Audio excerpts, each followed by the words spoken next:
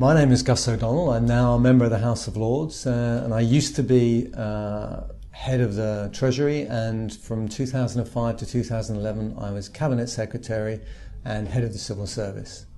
I joined the Civil Service back in 1979, so I've been in it for over 30 years, and it's my career is an example of the variety of things you can do in the Civil Service. So I started off basically as a professional geek. My specialism was econometrics, in the Treasury doing modelling. Then my career included spells as a diplomat in our embassy in Washington. I was on the boards of the International Monetary Fund and the World Bank as the UK Executive Director. I ran the Treasury as a permanent secretary of the Treasury, and I worked for different prime ministers, John Major as his official press spokesman, and as Cabinet Secretary to Tony Blair, Gordon Brown and David Cameron, and of course most recently working with David Cameron and Nick Clegg in our first coalition government since the Second World War. The other aspect I'd say that's unique about the public sector is, of course, for us, values are absolutely crucial and central because we are in the public gaze, we are funded by the taxpayers' money, so we need to be absolutely scrupulous. And the way we achieve that is by instilling in all of the civil servants our values of honesty, objectivity, integrity and impartiality. They're absolutely crucial to everything we do. It's not enough, though, to stick with those traditional values. When I was Cabinet Secretary, I worked on instilling in people what I call my 4 Ps, so having pride and passion in what we do. And if you think about it, the kinds of things we're trying to deliver in the public sector, we're trying to reduce child poverty, tackle obesity, deliver fantastic things like the Olympics. So you need that pride and passion about what you're doing, but also we need to do it with pace and professionalism, because in the past I think we've been associated with sometimes not working at pace, and we really do need to work at pace, and we do need to maintain the highest standards of professionalism in things like finance, HR, all of those professional skills. There are some very important, clear differences between public and private sector. One of those is very much the difficulty of measuring outcomes. So in the private sector, you can be measured on, for example, a profit target or a sales or a turnover target. In the public sector, you'll be trying to achieve something that's not completely within your control. So if you're trying to, for example, reduce child poverty, if the economy goes into recession, it may be because of international events, not everything is within your control, but you have to do the very best you can.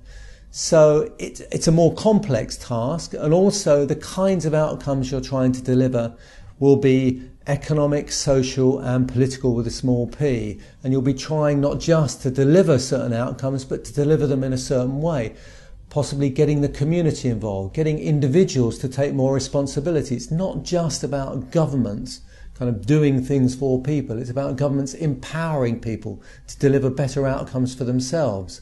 So it is a more complex task. Quite often with that complexity comes a bit more ambiguity about who is responsible for what. So you have to be comfortable dealing with complex world and a world where it's somewhat more ambiguous. And the thing about the civil service is we are a meritocratic organisation. We want the best people.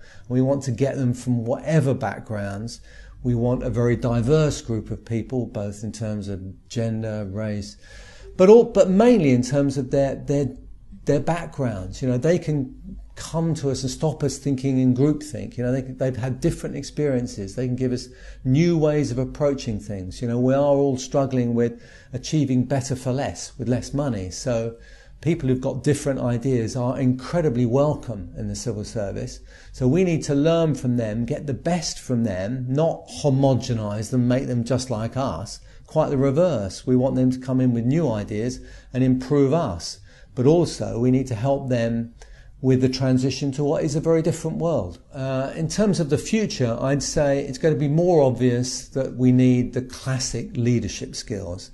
So we have to be out front. When I interview people for permanent secretary jobs, quite often we do media assessments. So how are they on camera? They are going to appear before select committees. They're going to appear Curiously enough, select committees don't ask us there very often to discuss our successes. It's mainly when things haven't gone to plan. So it's going to be a difficult occasion, and they need to be clear. They need to be able to present their arguments well in public and be accountable for what they've done. So that's a clear increasing need, and with 24/7 media this is going to be more apparent. So I think we need to understand media, communication, leadership, and also working very much with our staff, engaging our staff, getting them to think of delivery as a team activity. We're in this together. We need to work together to achieve great results. Final thing I'd say is remember that the kinds of things we're trying to do are incredibly exciting. They affect individuals' lives every day. So it may be incredibly challenging, but I'd like to emphasize that it's also incredibly rewarding. I have enjoyed every single minute of working in the public sector. There are triumphs and disasters, but you actually need to learn to deal with those two imposters in much the same way, as Kipling said.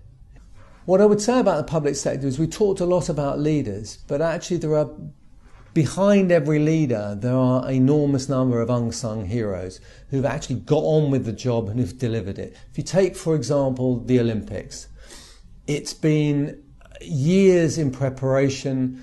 Enormous number of people did fantastic work to win the bid, and then to turn that into reality, to turn contaminated land in East London into fantastic facilities that will be there for decades to come, that will provide great stadia, great housing, great environment for people to look back, and memories for people to look back on, and hopefully inspire our children. And behind every achievement like that, there are thousands of unsung heroes, civil servants who went the extra mile, public servants working in local authorities who will never get the acclaim that someone who will get the medal around their neck gets, but who have actually made it possible for all of that to happen.